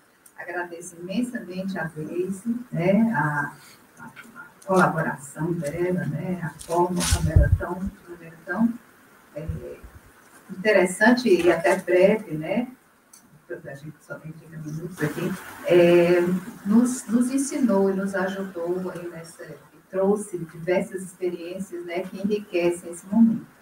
Então, sem maiores memórias, eu vou passar a palavra agora para a querida doutora Mariana Dionísio, que vai falar sobre arbitragem em números e os efeitos do processo civil. Certo? Então, Mariana, obrigada. Muito obrigada. Obrigada. Fazer a vontade em 30 minutos. Acho que levarei um pouco menos, né? Mas o mais interessante, primeiro, agradeço ao convite na pessoa do professor Flávio, que organiza, que pensa esse tipo de evento como uma grande oportunidade de se discutir temas que são muito urgentes. Sempre são temas muito urgentes, muito importantes, e que muitas vezes, no banco universitário, a gente não consegue discutir com maior profundidade, e que quando a gente chega na vida profissional, aí que não dá tempo mesmo. Então, a ideia hoje é tentar rememorar isso e o quão grande é esse aprendizado. Eu fico aqui só bebendo das palavras, eu fico aprendendo o tempo todo. E a experiência do aprendizado, isso como a professora Deise colocou agora, a experiência do aprendizado, às vezes a gente sai do nosso lugar comum e começa a escutar e os insights são outros. Né? E a fala da professora Deise, a fala do professor Adolfo, dá sempre um insight diferente, a professora Márcia nem se fala, mas isso me lembrou um ponto para chegar no tema que eu quero tratar hoje. Quando a gente fala de aprendizado, vocês que estão aqui presentes e a audiência que está remota, muito provavelmente já devem ter começado a lidar com o direito, entendendo a perspectiva de que existe consenso, entendendo a perspectiva de que a gente não começa com o litígio, que a gente tenta buscar o consenso, se tudo fracassar, a gente vai para o litígio. Eu costumo dizer, professora Deise, que na graduação, na disciplina de processo civil, a primeira frase minha é, olha, se você conhecer o processo civil, você vai entender que o processo, na verdade, ele é o maior símbolo do fracasso total das relações humanas. É o maior símbolo do fracasso total da existência de qualquer possibilidade de diálogo, porque você tentou, não conseguiu, então vamos litigar, porque é o jeito, né? Só temos essa possibilidade. E eu estava recordando, vocês, quem está nos assistindo remotamente, quem está aqui presente, vocês já vieram de uma geração, muito provavelmente, que já convive com a ideia do consenso no banco universitário. A gente não. A gente veio de uma outra geração. Quando a professora Deise falou especificamente desse juiz federal, que todos conhecemos, infelizmente hoje falecido, ele era uma pessoa que veio de uma outra geração e que, de fato, para ele, era conversa. Para ele, negociação, mediação, conciliação, arbitragem, tudo era uma conversa, tudo não passava de uma conversa. E eu entendo a perspectiva geracional. O que eu não consigo compreender hoje é como é que hoje em dia a gente ainda tem um pouco desse ranço de achar e de imaginar que esses mecanismos que vão se adequar a cada tipo de situação podem ser uma alternativa para o litígio, que de fato não são. E aí eu lembrei de uma história muito breve, antes de começar a falar desse tema, e que tem tudo a ver com o tema. Eu tenho um amigo meu, Bruno, que trabalha nos Estados Unidos, trabalha na Flórida. Mas ele é brasileiro de nascimento, brasileiríssimo, pernambucano, super pernambucano, fala com toda a força do sotaque dele, depois de 30 anos morando lá, fez o high school e tal, e advoga, né? Não tem o escritório dele, é o escritório... Hoje em dia tem o escritório dele, mas na época eu conversava com ele. Mas presencialmente ele não tinha ainda, ele estava sócio. E aí a gente conversando sobre advogados, quando se encontram, normalmente falam ou de clientes, normalmente mal, ou a gente fala de processo. E aí eu perguntei, porque eu tenho muita curiosidade de saber como é que é a origem do direito nos Estados Unidos, eu tinha algumas dúvidas e fiquei perguntando e conversando. E aí, ele falou o seguinte, Mariana, eu não consigo me acostumar, porque no Brasil, ele sempre, tá? A gente, brasileiro, a gente é muito preocupado com o processo, mas a gente é tão rico que não se preocupa com os custos do processo. Aí eu rico, falo por você, né? Rico, como assim rico, né? Mas não é porque brasileiro é muito rico. Brasileiro, ele paga caro para estar no processo. Brasileiro se acostuma com um processo muito caro. E aí, quando ele falou nisso, eu vi que ele falou num tom meio patronal. Eu vi que ele estava falando num tom meio professoral mesmo. E eu falei, e como é que é aqui? Ele falou, não, Mariana, aqui nos Estados Unidos a gente é liso. Os nossos empresários aqui eles estão muito preocupados com o dinheiro e não gastar dinheiro. Por isso que não se usa processo à torta e à direita. E aí eu perguntei do escritório dele. E eu, mas vem cá, me disse como é que é o escritório, porque até onde eu sabia, a principal conta do escritório que você trabalha é a Best Buy. Best Buy, gente, para quem não conhece, para quem está longe, para quem está perto, imagina as Americanas misturadas com, sei lá, outra loja, Insinuante misturada com... Pense em grandes lojas de departamento, mas todas elas juntas, em que você compra de uma garrafa de água até um passador, até um liquidificador, você compra tudo na Best Buy. E é uma loja que deve ter 10 a cada metro quadrado nos Estados Unidos, uma loja super famosa. E era a loja que era o cliente principal desse meu amigo do escritório. E eu falei, sim, mas você está falando que brasileiro gosta de gastar dinheiro, com conflito, etc., mas tá fácil você falar. Você está aqui nos Estados Unidos, você tem uma conta como essa. E ele falou, mas deixa eu te contar uma novidade. Não somos mais donos dessa conta. E eu estava já ia para me lamentar, né? Mas que pena, mas você vai conseguir uma conta melhor, eu já estava preparada para mudar o discurso. Ele, não, Mariana, você não está entendendo. Como aqui a gente tem uma perspectiva de liso, de economizar, para nós fez muito mais sentido não tê-los mais como clientes. E eu perguntei por quê, e eles disseram, porque para nós hoje em dia, financeiramente, para o nosso escritório, a gente agora só trabalha com negociação, porque dá muito mais dinheiro para o escritório do que trabalhar com contas como a Best Buy. E eu fiquei impressionada, e ele volta ao discurso, porque aqui nos Estados Unidos, pelo menos na Flórida, onde ele advogava, aqui a gente está muito mais preocupado com a frase perder tempo é perder dinheiro, e por isso a gente investe em negociação, e por isso a gente investe, a arbitragem é um pouquinho diferente, mas por isso que a gente investe nesse tipo de negociação consensual, porque a gente não tem tempo a perder e nem dinheiro. E aí isso me levou ao tema da palestra de hoje. A gente conversando, por isso que os insights vinham, eu estava me lembrando disso. Porque nós, no Brasil, e aí eu vou juntar tanto esse juiz federal que a professora Deise mencionou, quanto esse meu amigo dos Estados Unidos, porque ambos estão em polos absolutamente diversos da mesma situação. Um não acreditava em consenso porque não conhecia. O outro tem um conhecimento tão profundo que ele desiste de uma conta de milhares de dólares de um cliente que todo mundo quer ter, porque ele entende que negociação dá muito mais dinheiro. E eu estou falando da parte venal, puramente venal, não estou falando nem do benefício que isso pode trazer para as pessoas para as empresas, enfim, para as pessoas que lidam com a arbitragem. E a gente está bem no meio. Aqui no Brasil hoje, nós que estamos nesse auditório, quem está na audiência remota, nós aqui, a gente está bem no meio. Por quê? Deixa eu ver, acho que o passador acabei desligando. Não é para cá que eu dirijo. O Santos, tu passa para mim? Pronto, perfeito. A gente tem hoje essa realidade aqui. Em 2003, há 20 anos, quando o professor Adolfo Braga Neto estava terminando a especialização dele com a professora Selma como orientadora, ele estava lá fazendo um curso. Em 2003, o Brasil inteiro lidava com R$247 mil dentro de causas que envolviam a arbitragem, especificamente a arbitragem. Vamos lembrar que a lei de arbitragem é de 96, então é o primeiro grande passo para a arbitragem, essa contabilização de dinheiro. Aí, 10 anos depois, em 2013, a gente dá um salto inimaginável. As empresas começaram a perceber as vantagens da arbitragem e a gente começou a passar com dados que vinham para 10,7 bilhões de reais em valores envolvidos em arbitragens. É muito dinheiro. Quanto mais dinheiro tem envolvido em pessoas que buscam arbitragem, eu não estou falando assim, um caso de arbitragem tem R$1 milhão. Não é tipo startup, né? Porque startup é um negócio de sucesso. Né? Você faz hoje e fica milionário da noite para o dia. Não estamos falando a ironia nesse comentário. Eu não estou falando disso. É porque existe um número muito grande, um volume muito grande de pessoas que buscam arbitragem, de empresas que buscam arbitragem, e aí esse volume de contas, o volume de valores que estão envolvidos somam 10,7 bilhões de reais.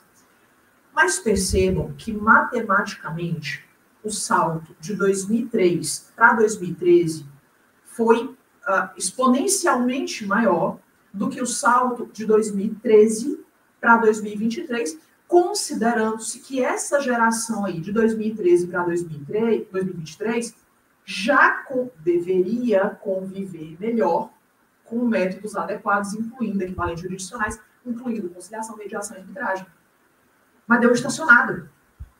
Se a gente prestar atenção nos números, vejam, a gente tem 95 bilhões de reais hoje, só que proporcionalmente esse número deveria chegar a mais de 120 bilhões, matematicamente falando, se a gente for analisar a proporção bruta. É como se tivesse estacionado. Não estacionado no sentido de poucas empresas buscam, etc. Mas aí lembra que eu falei que tinha um juiz federal que tinha zero conhecimento, e de um amigo meu dos Estados Unidos que tem muito conhecimento sobre a relevância disso? A gente chegou no meio do caminho aqui nessa geração. Nesses 10 últimos anos, a gente parou no meio do caminho. E o problema, Santos, vou te pedir para passar para o próximo slide, por favor. O problema grave não é a arbitragem em si como foco especial desse assunto. O problema especial é que os principais litigantes começaram a ter problemas com a arbitragem. Esses são os principais litigantes que existem no Brasil hoje. Direito societário, empresarial, direito trabalhista, que ainda trabalha muitíssimo pouco com a arbitragem, muitíssimo pouco, lida-se com conciliação de uma forma muito mais orgânica do que com a arbitragem. Construção civil e energia, os maiores clientes, e o direito desportivo. E a gente tem hoje SAF, né? A gente tem hoje novas formatações de times de futebol, de gerenciamento de times de futebol, por exemplo, como atividade desportiva, e que hoje eles conseguem entender que vale muito mais eu negociar um contrato de um jogador por meio de uma arbitragem do que de um processo judicial. É mais rápido, vai demorar menos, os custos envolvidos são menores. A área de atuação dos advogados hoje tem crescido com isso. Só que a gente está num movimento, infelizmente, de estabilização para decrescente na utilização da arbitragem. E isso é muito preocupante. Santos, vou te pedir o próximo slide. Essas duas curiosidades chamaram muito a atenção e vale a pena para a gente refletir. Por que eu estou falando de movimento decrescente? E eu não falo isso de maneira desesperançosa, eu falo isso de maneira cética. 19% das decisões arbitrais foram objeto de ações anulatórias, e eu esqueci uma palavra importante, consideradas procedentes em 2023. 20% de qualquer realidade bruta é um número imenso. 20% é assustador. 20% das demandas que teriam sido resolvidas, solvidas dentro do universo da arbitragem, elas foram colocadas em questão. E vamos lembrar, arbitragem, existência de convenção de arbitragem é pressuposto negativo de continuidade, regularidade e validade do processo. E mesmo com esse pressuposto, mesmo com esse requisito, vêm alguns juízes de direito, demandados, obviamente, vai fazer isso autonomamente, mas eles vêm demandados na perspectiva de anular um negócio jurídico feito, perfeito, com disposição de vontade, sem negativa, com escolha das partes do árbitro. Não há falhas, pelo menos não à primeira vista. Com a ADI, né? Dizendo que é constitucional. Então, e com a ADI dizendo agora, a ADI de agora, que eu não posso nem alegar inconstitucionalidade. Né? E isso aqui é de um nível de escândalo que é aterrador. Mas a gente tem que olhar isso, claro, com muito ceticismo. Aí vem a outra informação, outra curiosidade. Apenas 27% das empresas brasileiras utiliza a arbitragem. É muito pouco. É muito pouco por quê? Porque a gente, eu estou falando de empresas aqui, a gente tem uma tendência, infelizmente, a acreditar que empresa é um shopping inteiro, que é uma coisa imensa. Não, a gente tem MEI todo santo dia nascendo. Então, a gente tem um complexo visual de empresas que não estão se identificando com a arbitragem, e aí eu volto para os dois polos, juiz federal e meu amigo dos Estados Unidos, advogado, porque a gente está no meio do caminho. Falta informação, falta câmara arbitral em quantidade. Quantos de nós que estamos aqui, durante o período da graduação, ou mesmo fora dela, conhecem ou transitam por todas as câmaras arbitrais que tem no município de Fortaleza? Não vou nem longe, não. Estou falando só de Fortaleza. A gente não tem grande profundidade, a gente não tem grande conhecimento. As taxas que são cobradas para o grande empresário está valendo a pena. Para o micro e médio empresário, são taxas de administração na arbitragem ainda muito altas.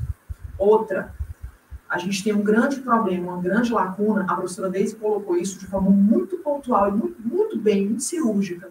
Quando ela fala do treinamento para conciliadores, para mediadores, o TJ Ceará se esmera em fazer o treinamento. O TRT 7 se esmera em fazer treinamento em quantidade, inclusive.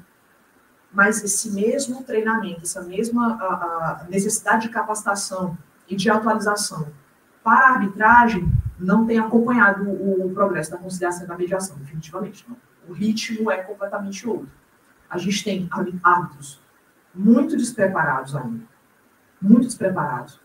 A gente tem uma norma de 96, que, pelo amor de Deus, 96 é muito tempo atrás. 96, na norma de 96, claro que tem as suas atualizações pontuais, mas qualquer pessoa poder ser árbitro é meio perigoso.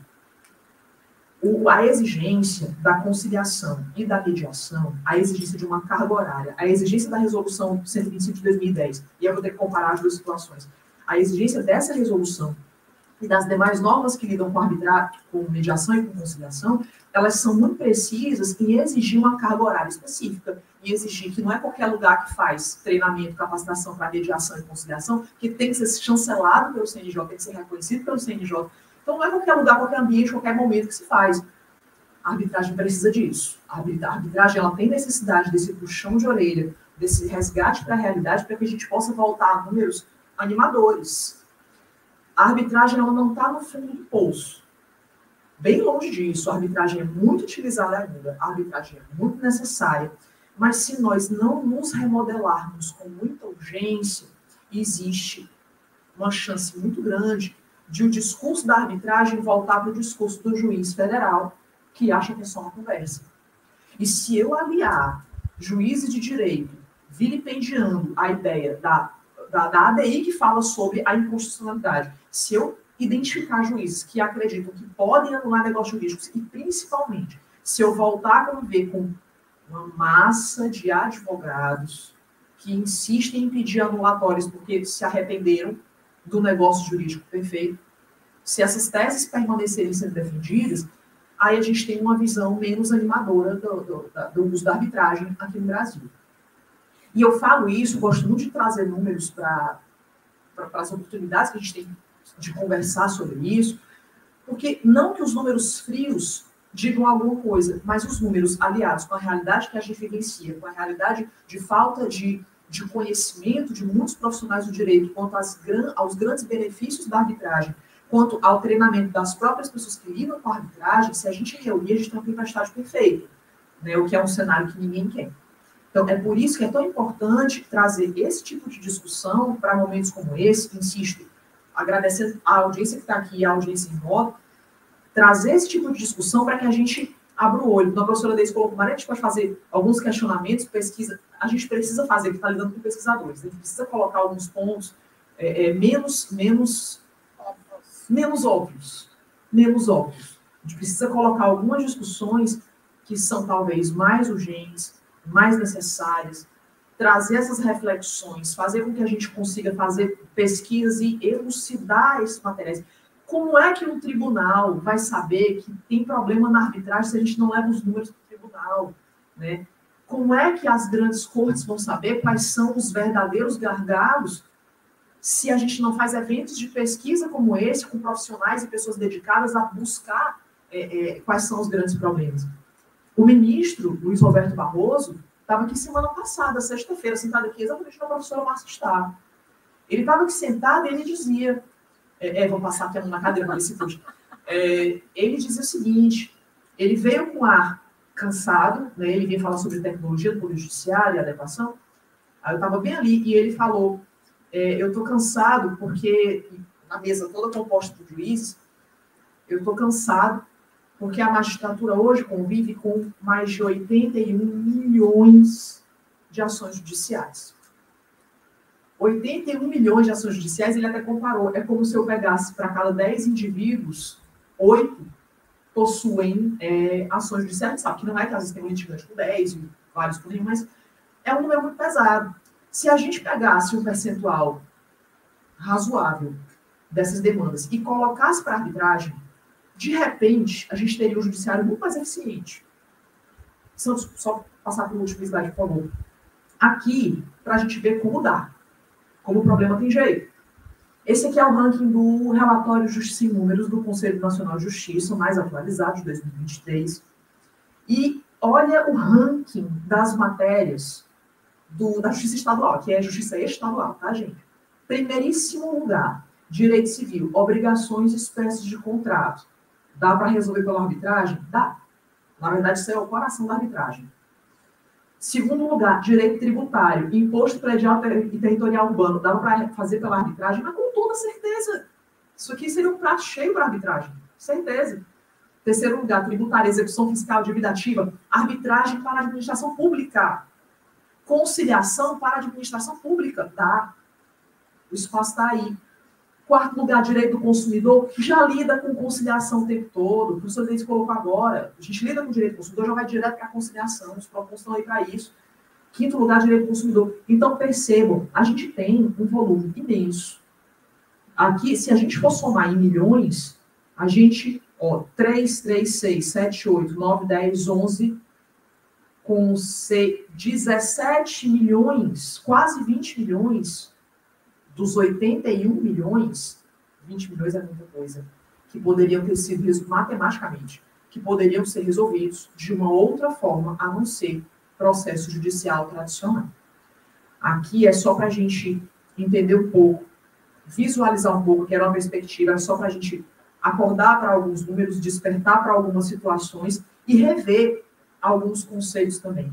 Eu agradeço imensamente a oportunidade, tanto de mais o próximo slide, eu acho que esse era o último, isso, deixo só meus contatos, caso alguém tenha interesse em discutir um pouco mais sobre esses temas, né, e, novamente, agradecer a oportunidade de participar de um evento tão rico em que eu só aprendi, pelo menos hoje, só aprendi bastante. Obrigada. Obrigada, professor.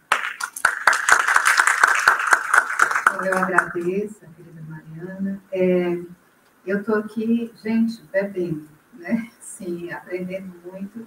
Fico com pena de que 30 minutos passem tão rapidinho, né? E a Mariana ainda usou menos do que os 30 minutos, então foi bem rapidinho. Mas é interessante, a Deise falou sobre isso, a Mariana falou sobre isso também, que vocês estão tendo a oportunidade que realmente nós não tivemos, né? A gente ficou nos bancos de direito, e ela disse que fez 30 anos que saiu do ensino médio, faz 30 anos que eu saí da faculdade.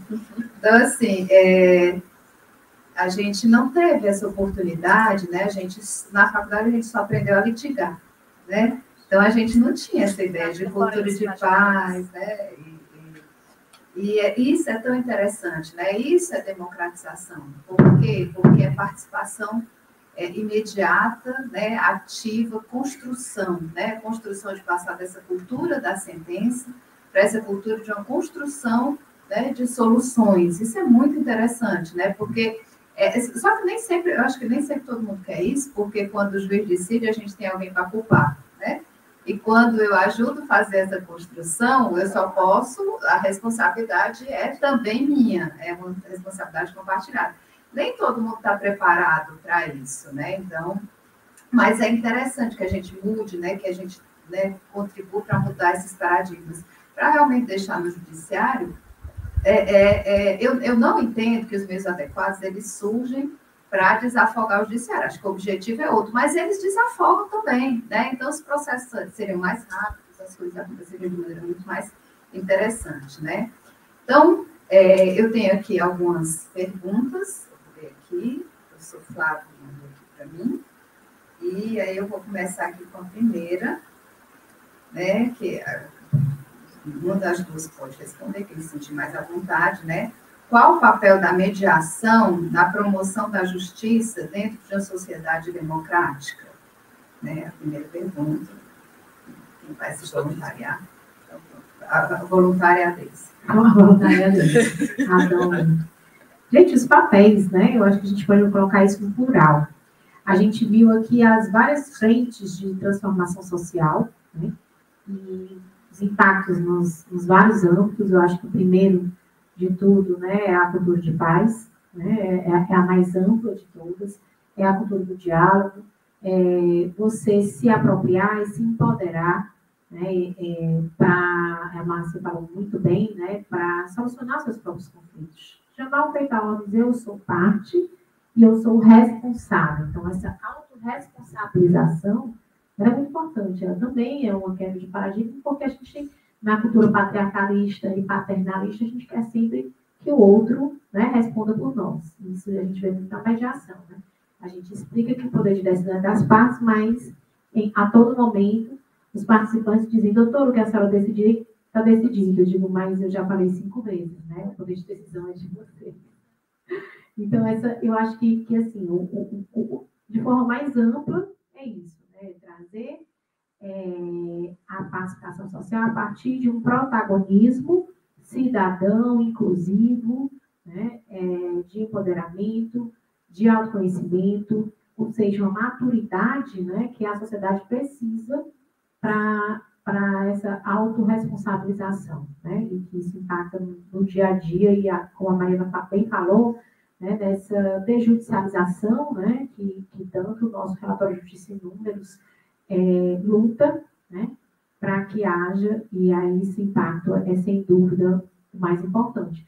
E aí, em outros âmbitos, né, na advocacia, no poder judiciário, enfim, tantos outros âmbitos que são transformadores, né, da cultura adversarial para a cultura de consenso. Eu acredito que isso fomenta o acesso à justiça, o direito fundamental, a democratização, né, não só da cidadania, mas a democratização dos poderes, especialmente do próprio poder judiciário. Então, a gente posso dizer vários impactos.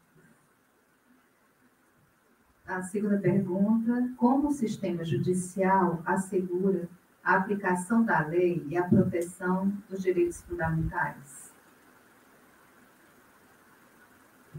Enzo, Podia fazer uma pergunta mais fácil, né? Vamos lá.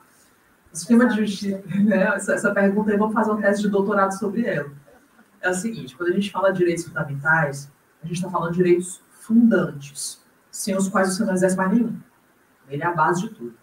E o sistema de justiça, ele tem um braço, imagina um polvo, né? Pronto, tem vários braços, vários tentáculos para tentar alcançar as mais diferentes formas de violação de direitos fundamentais nas mais variadas classes e, de repente, das mais variadas profundidades de extensão de dano a esses direitos fundamentais.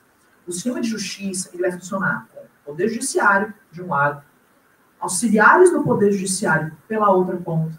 Ele vai funcionar com Defensoria Pública e Ministério Público, acionados sempre em conjunto, mas, principalmente, ele funciona também, e está dentro do sistema de justiça, de diversas competências do sistema de justiça, ele também funciona com educação jurídica. Eu vou só aproveitar para falar sobre isso, porque me deu a memória afetiva agora. Quando o professor Adolfo mostrou esse livro, foi feito com a professora Deise, foi feito lá na Unifor há bastante tempo, faz 2003. Porque em 2002, eu lembro que eu tive aula com esse livro. Né? Eu lembro de ter usado esse livro, não sei se até hoje eu tenho, mas eu lembrei da capa, de imediatamente mostrar a capa, eu lembrei dessa capa, e eu lembrei bem disso. Esse livro, ele é uma das grandes ideias, é uma das grandes iniciativas que o sistema de justiça gostaria de concretizar todo ano. Nem sempre consegue. Que é democratizar conhecimento, democratizar acesso, fazer com que o maior número de pessoas possível consiga alcançar não só acesso à justiça, não só acesso ao judiciário, mas também acesso à justiça. Então, o sistema de justiça como um todo, dentro dos seus vários braços, e a gente vai colocar Procuradoria no segundo grau, Promotoria, Defensoria Pública Estadual, da União, a Poder Judiciário em primeira instância, em segunda, núcleos avançados de escritórios de prática jurídica, núcleos avançados de Defensoria Pública. Tudo isso faz parte de um grande sistema que só pode ser procurado por quem sabe que ele existe. E essa é a grande lacuna de alcance dos direitos fundamentais hoje no Brasil. A gente não tem o meio do caminho entre o cidadão que precisa de acesso ao direito fundamental e o sistema de justiça. Tem uma ponte toda quebrada, toda esmialhada no meio dessas duas pontas. Então, a função de, por exemplo, o que a gente está fazendo aqui hoje, eu acredito que a sua pergunta tem muito a ver com o que se trabalha nesse evento todinho, é a gente conseguir, como a professora Márcia colocou, construir pontes, né? Fazer com que a gente tenha esses elementos, esses momentos para construir pontes, para fazer com que esse fosso entre o cidadão e o seu direito violado e um sistema de justiça capaz de ajudar a proteger esse direito, essas duas pontas consigam ter distâncias menores do que esse fosso seja um pouco menor a cada dia.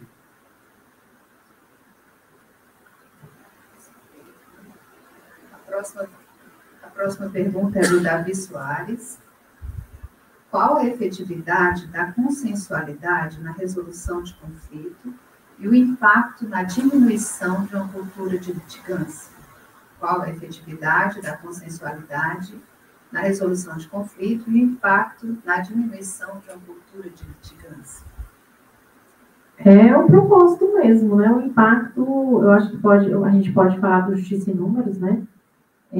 Como forma mais concreta, e aí, como eu disse, judicializar a autocomposição no sistema de justiça, no judiciário, nos trouxe essa concretude de dados que no âmbito extrajudicial fica espraiado e a gente não consegue, né, muitas vezes trazer essa realidade, mas eu gosto muito, né, do relatório Justiça em Números. Ele nos traz, né, uma situação do ponto de vista quantitativo, né, mas que a gente pode inferir algumas questões qualitativas, como o impacto da autocomposição nos processos judiciais.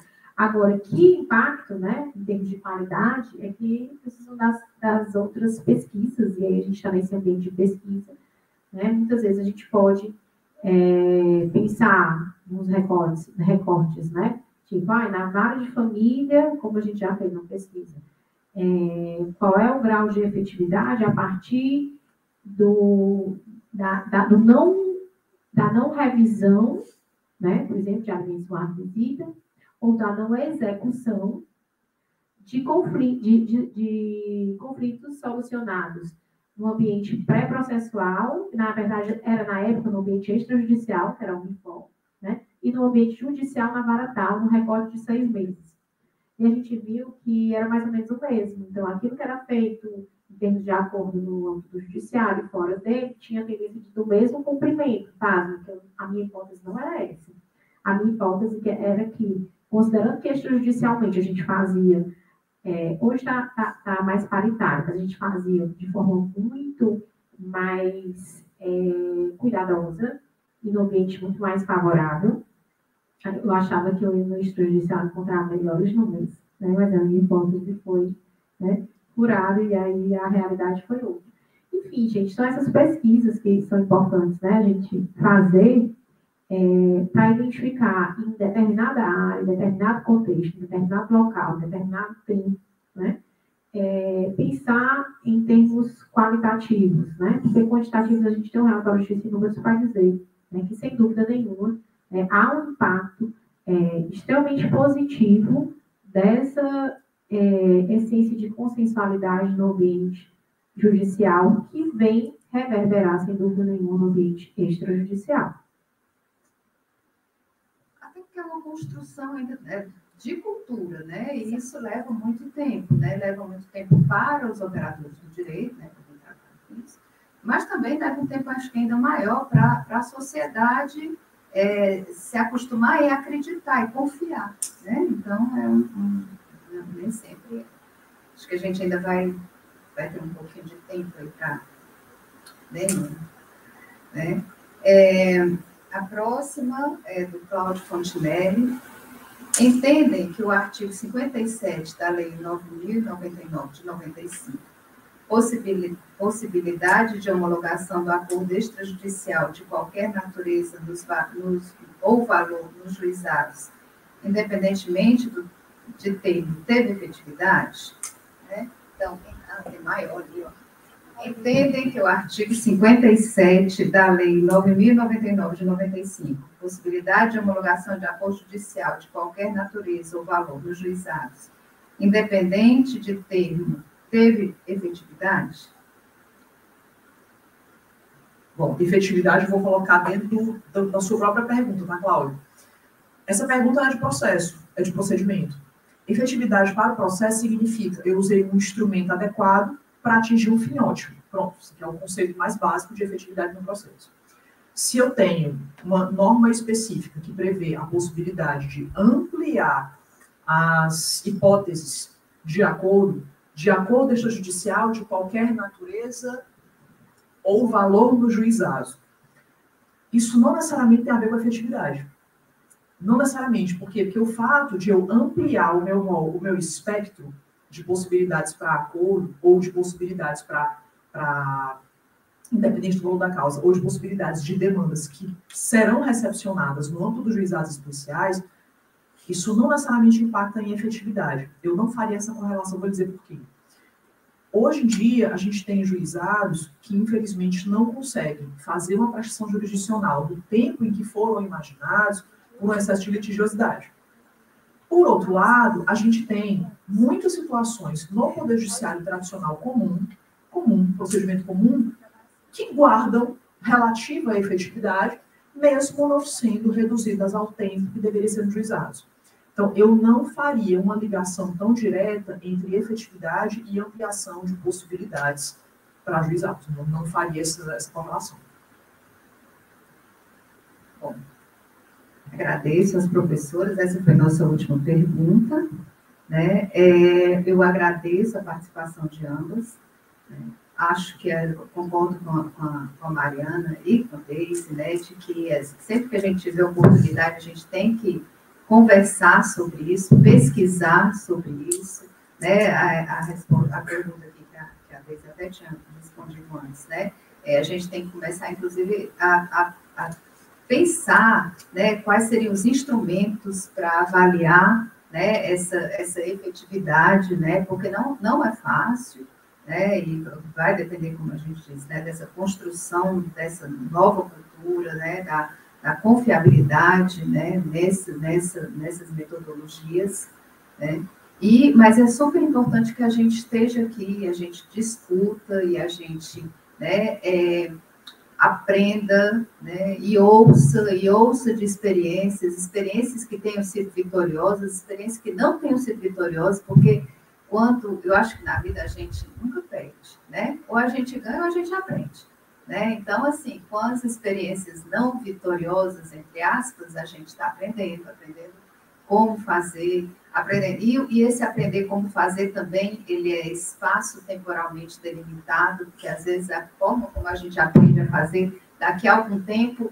a gente já está em outra sociedade, em outra formação, em outro tipo de demanda, e aí a gente tem que reaprender como fazer, e a gente só consegue isso em momentos e ambientes como esse, né? Aprendendo, discutindo, pesquisando, né? Então, em nome do professor Flávio, eu agradeço a presença de todos pessoalmente, virtualmente, e, sobretudo, sou extremamente grata ao professor Adolfo e às queridas amigas e professoras Deise e Mariana, né, com quem nós temos sempre o privilégio de contar. Bom, então, muito obrigada, boa tarde, ou como diria Flávio, bom dia ou boa noite para vocês.